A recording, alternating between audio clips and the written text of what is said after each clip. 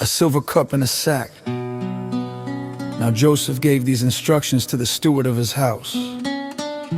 Fill the men's sacks with as much food as they can carry, and put each man's silver in the mouth of his sack. Then put my cup, the silver one, in the mouth of the youngest one's sack, along with the silver for his grain.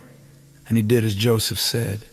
As morning dawned, the men were sent on their way with their donkeys. They had not gone far from the city when Joseph said to his steward, "Go after those men at once, and when you catch up with them, say to them, why have you repaid good with evil? Isn't this the cup my master drinks from and also uses for divination? This is a wicked thing you have done." When he caught up with them, he repeated these words to them. But they said to him, "Why does my Lord say such things? Far be it from your servants to do anything like that. We even brought back to you from the land of Canaan the silver we found inside the mouths of our sacks. So why would we steal silver or gold from your master's house? If any of your servants is found to have it, he will die, and the rest of us will become my Lord's slaves."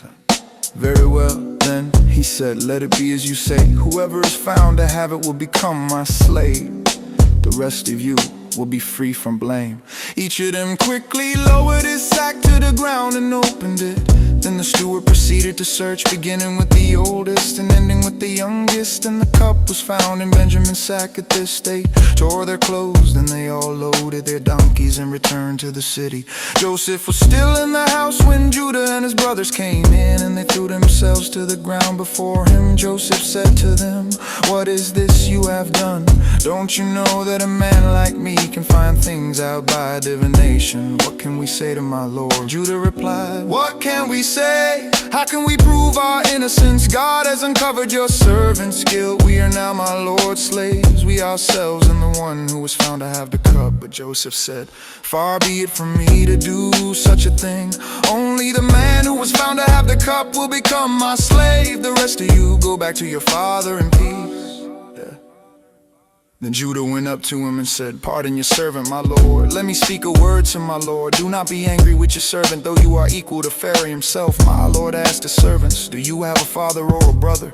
And we answered, "We have an aged father, and there is a young son born to him in his old age. His brother is dead, and he is the only one of his mother's sons left, and his father loves him." Then you said to your servants, "Bring him down to me so I can see him for myself." And we said to my lord, "The boy cannot leave his father. If he leaves him, his father will die." But you told your servants, "Unless your youngest brother comes down with you, you will not see my face again." When we went back to your servant, my father, we told him what my lord had said. Then our father said, "Go back and buy a little more food." But we said, "We cannot go down. Only if our youngest brother is with us will we go. We cannot see the man's face unless our youngest brother is with us." Your servant, my father, said to us, "You know that my wife bore me 2 sons. One of them went away from me." And I said, "He has surely been torn to pieces, and I have not seen him since. If you take this one from me too, and harm comes to him, you will bring my gray head down to the grave in misery. So now if the boy is not with us when I go back to your servant, my father, and if my father, whose life is closely bound up with the boy's life, sees that the boy isn't there, he will die. Your servants will bring the gray head of our father down to the grave in sorrow." Your servant guaranteed the boy's safety to my father. I said, "If I do not bring him back to you, I will bear the blame before you, my father, all my life. Now then, please let your servant remain here as my Lord's slave in place of the boy. And let the boy return with his brothers. How can I go back to my father if the boy is not with me? No. Do not let me see the misery that will come on my father."